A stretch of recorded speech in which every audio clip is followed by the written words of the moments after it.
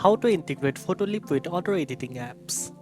First of all, open the Photoleap app and wait for it to fully load. Next, edit your photo as usual by typing edit photo and selecting an image from your gallery or capturing new one.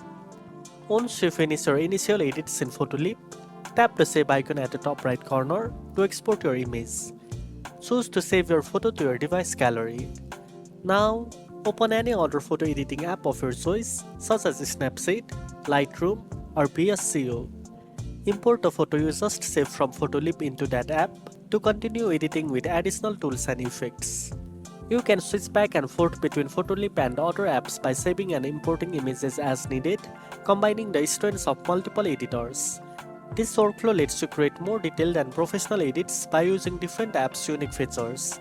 When you are done, save your final version to your device or share it directly to social media. And that's it. Now you know how to integrate Photoleap with other editing apps. If you found this video helpful, don't forget to like, share and subscribe for more editing tips. Thanks for watching and I'll see you in the next one.